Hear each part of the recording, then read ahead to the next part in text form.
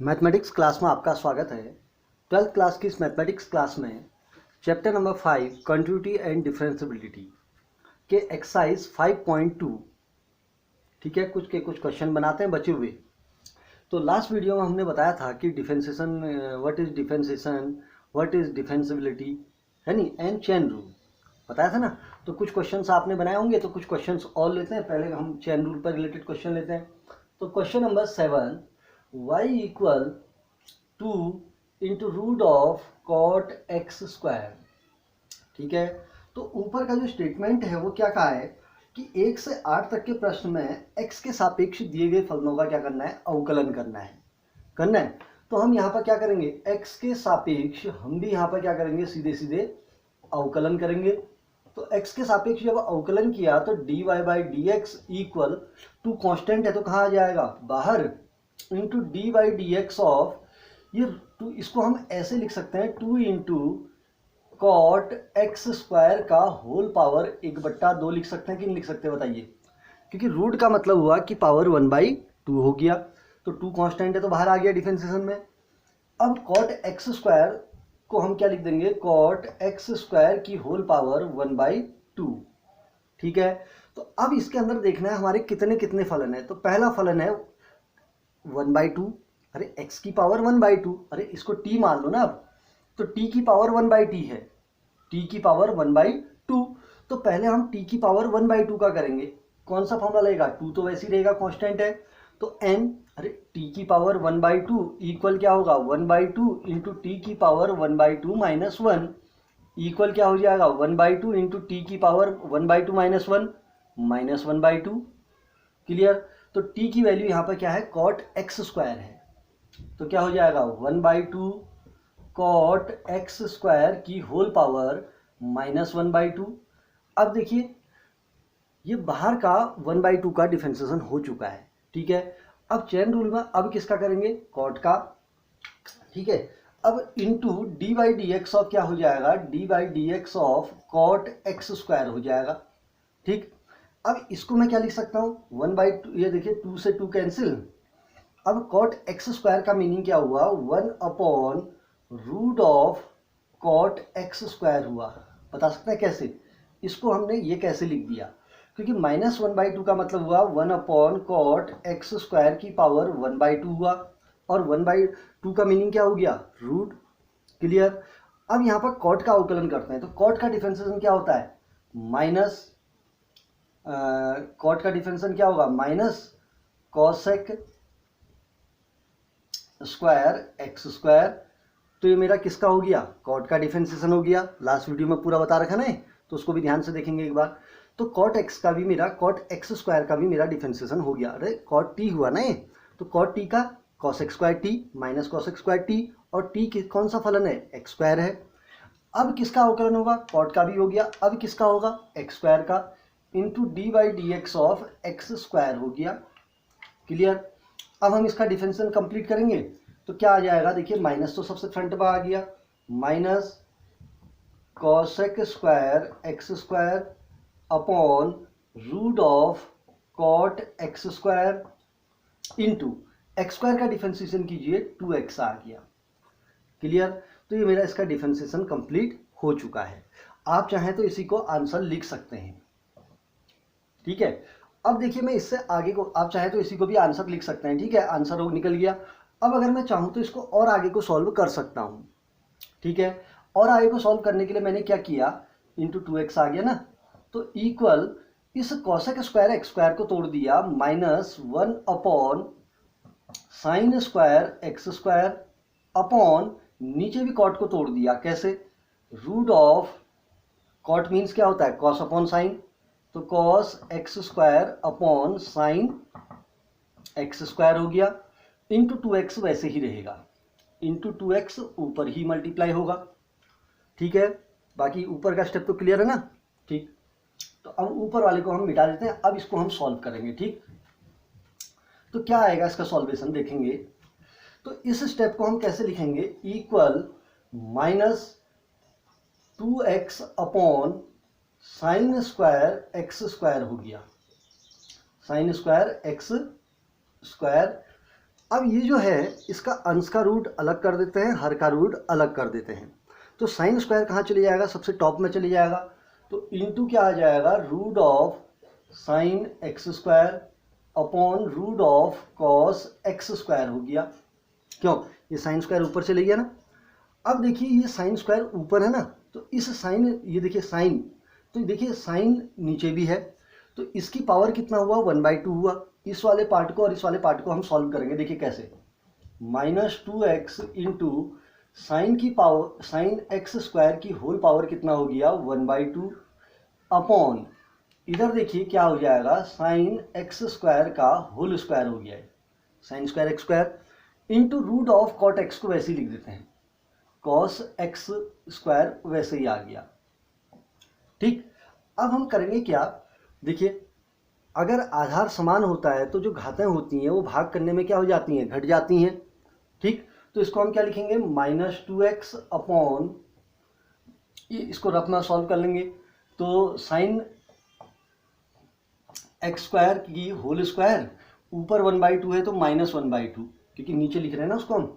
तो sine square, sign x square की power 2 - 1/2 कितना आएगा, 2 दूना 4 है नी, 4 में से 1 गया, 3/2 इंटू रूट ऑफ क्या आ गया, कॉस एक्स स्क्वायर आ गया। ठीक है, आप यहाँ पर भी आंसर छोड़ सकते थे, ठीक है, लेकिन और सॉल्व कर रहे हैं क्योंकि उसमें बहुत सारा मान हमारा कट गया। देखिए एक साइन से एक साइन कट गया। ठीक, अब हम इसको कैसे लिखेंगे,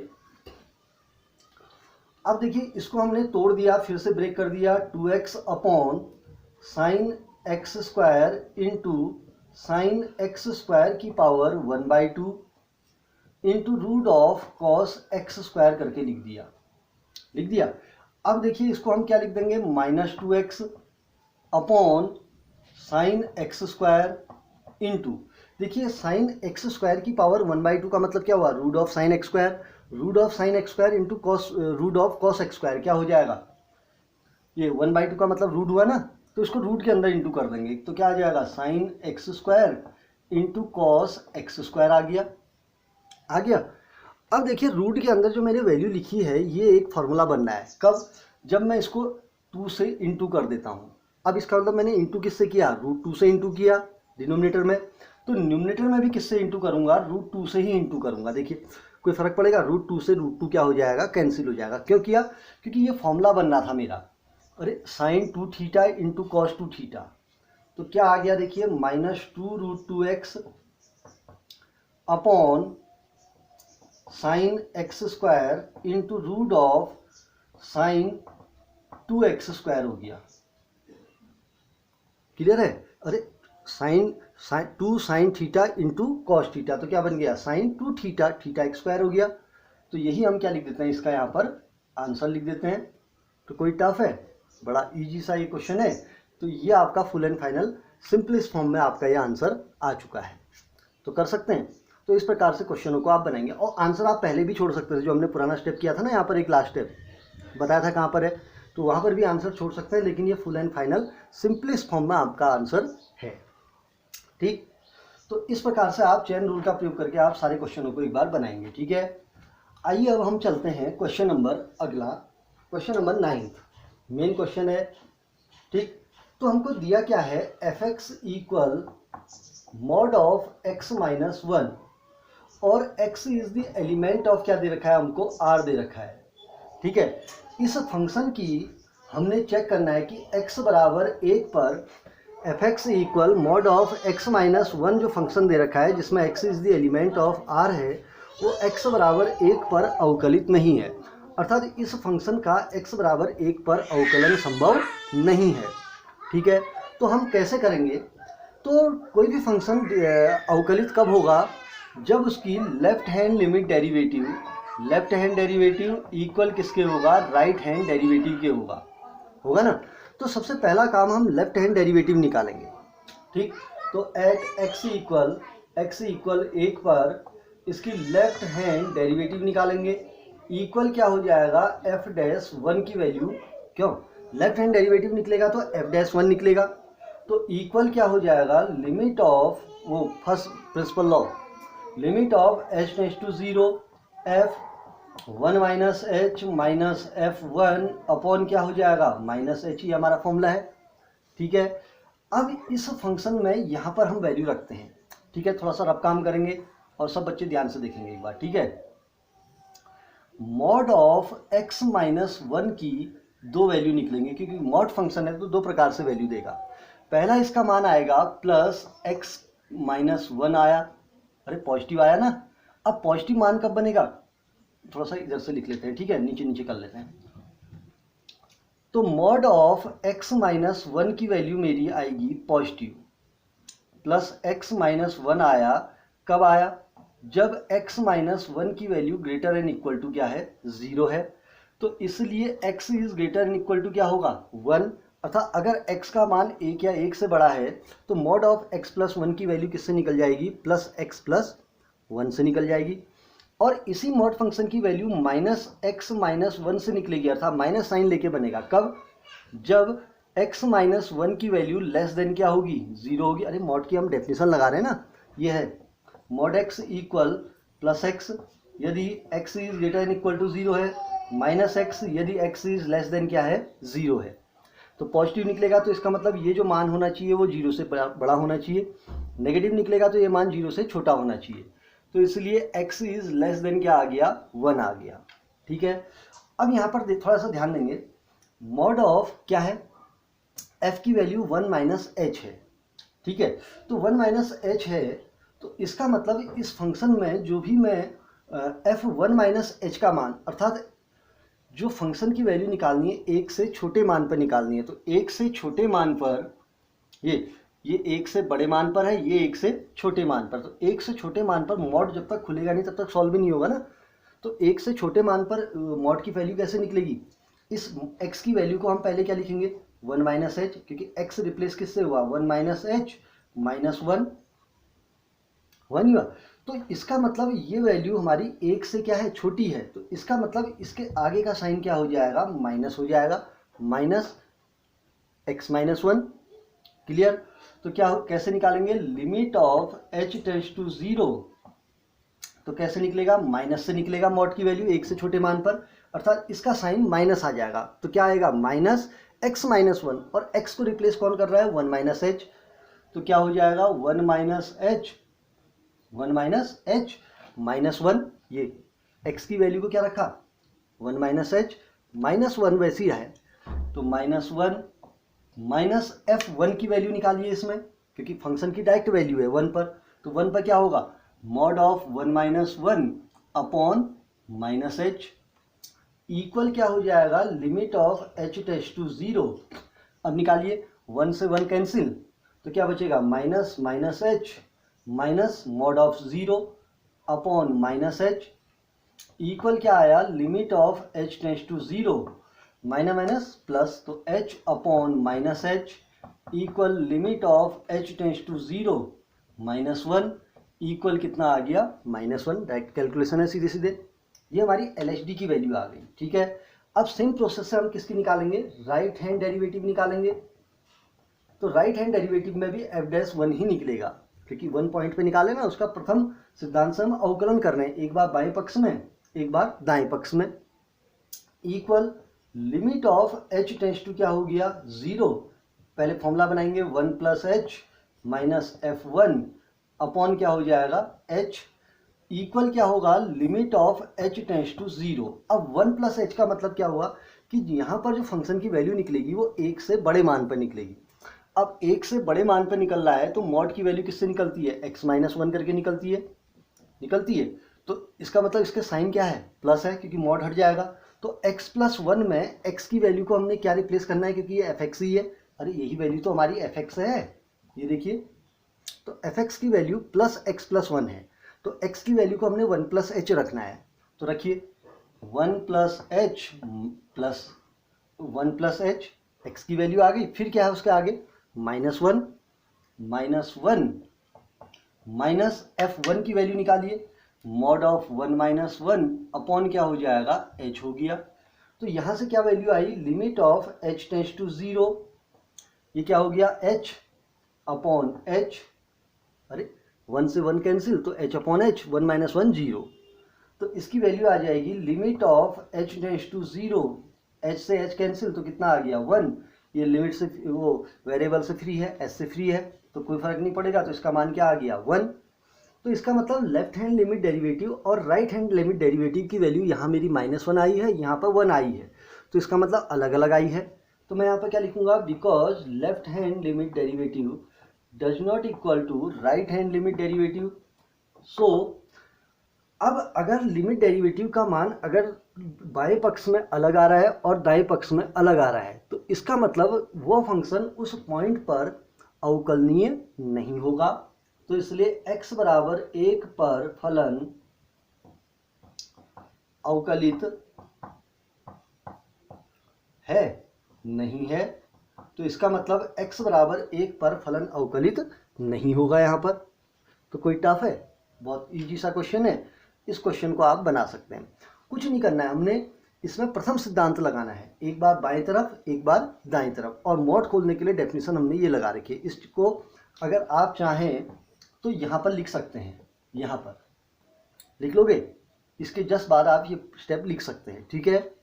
ठीक, चलिए अब आते हैं क्वेश्चन नंबर 10।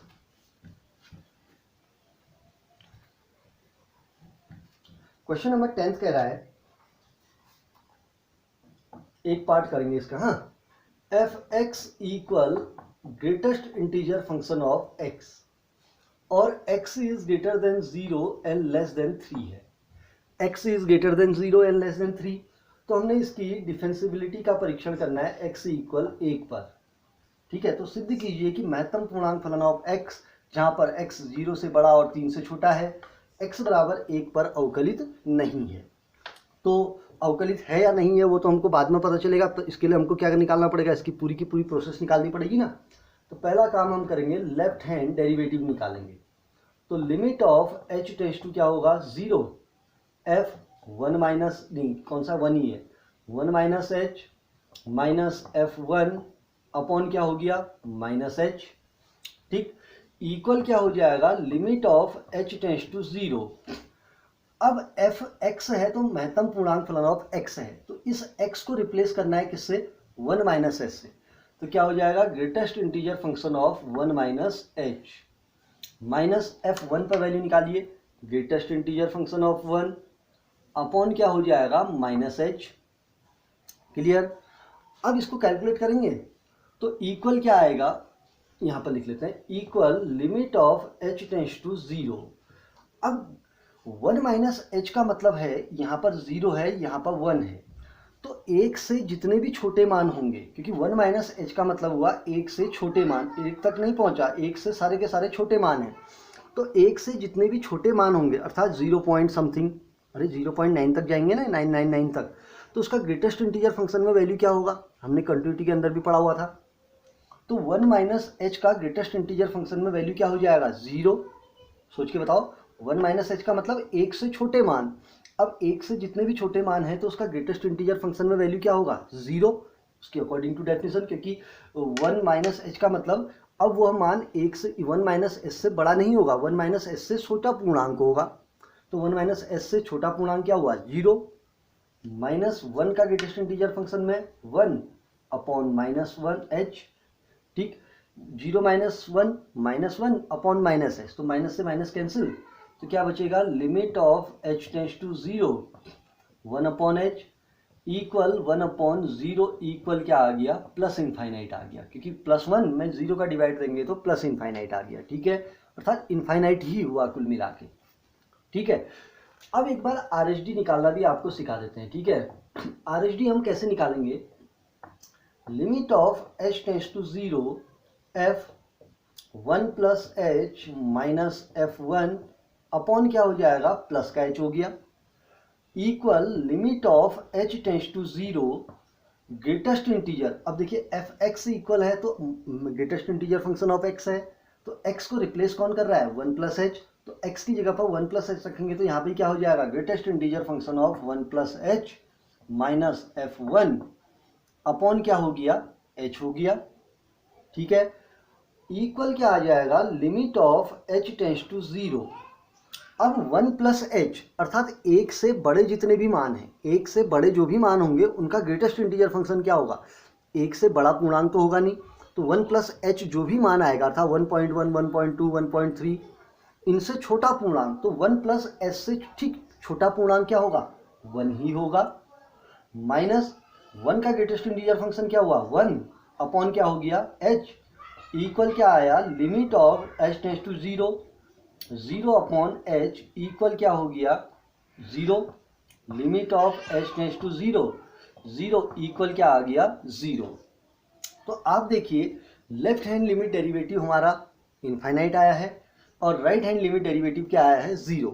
क्या किसी भी पॉइंट पर किसी भी फंक्शन की लिमिट की वैल्यू अपरिभाषित हो सकती है? अगर लिमिट अपरिभाषित हो गया तो इसका मतलब क्या हुआ कि वह फलन हमारा अवकलनीय है ही नहीं किसी भी पॉइंट पर, भले ही लेफ्ट हैंड साइड हो या राइट हैंड साइड हो। तो इसका मतलब मेरी राइट हैंड लिमिट डेरिवेटिव और लेफ्ट हैंड लिमिट डेरिवेटिव की वैल्यू कभी भी इक्वल नहीं आ सकती, क्योंकि अब ये इनफाइनाइट कभी 0 बन पाएगा नहीं बन पाएगा। तो इसलिए मैं क्या लिखूंगा, left hand derivative does not equal किसके आएगा, राइट हैंड डेरिवेटिव। सो x इक्वल 1 पर फलन क्या नहीं है, अवकलित नहीं है।